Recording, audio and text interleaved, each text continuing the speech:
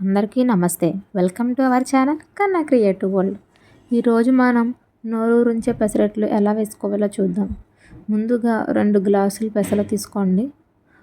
ఏ glass అయితే తీసుకున్నారో ఆ గ్లాస్తో పావు వంతు చొప్పున బియ్యం తీసుకొని నానబెట్టుకోండి. 8 to 10 అవర్స్ నానబెట్టుకోండి. నానబెట్టుకున్న పెసలని ఒక 2 సార్లు క్లీన్ చేసుకొని వాటిని ఒక మిక్సీ జార్లోకి తీసుకోండి. నానబెట్టుకున్న పెసలని ఒక మిక్సీ జార్లోకి తీసుకొని అందులోకి 4 పచ్చిమిర్చి, ఒక చిన్న సైజు అల్లం, రుచికి సరిపడినంత సాల్ట్ వేసుకొని అలాగే కొంచెం వాటర్ కూడా వేసుకొని మెత్తగా బ్లెండ్ చేసుకోండి. బ్లెండ్ చేసుకున్న మిశ్రమాన్ని ఒక బౌల్లోకి తీసుకోండి. తరువాత స్టవ్ ఆన్ చేసుకుని దాని మీద ఒక అట్ల పేనం పెట్టుకోండి. అట్ల పేనమని ఒక ఉల్లిపాయతో రబ్ చేసుకోండి. ఇలా చేసుకోవడం వల్ల దోశ అనేది ఈవెన్గా రౌండ్గా వస్తుంది.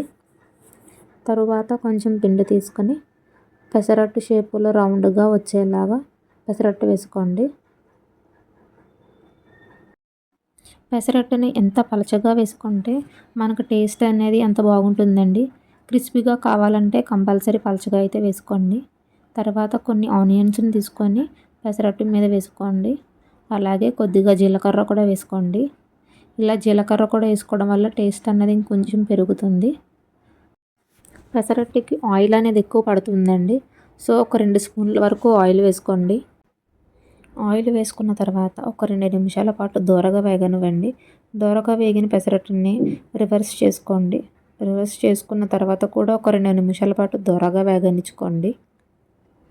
దోరగా వేగిన పెసరట్టుని ఏ షేప్ కావాలంటే ఆ షేప్లో ఫోల్డ్ చేసుకోండి. నేనైతే రెగ్యులర్ షేప్లో ఫోల్డ్ చేస్తున్నాను. అంతేనండి, ఎంతో రుచికరమైన పెసరట్టు రెడీ అండి. ఇప్పుడు మనం సర్వింగ్ బౌల్లోకి తీసుకుందాం. పల్లీ చట్నీతో పెసరట్టు అనేది చాలా అద్భుతంగా ఉంటుంది.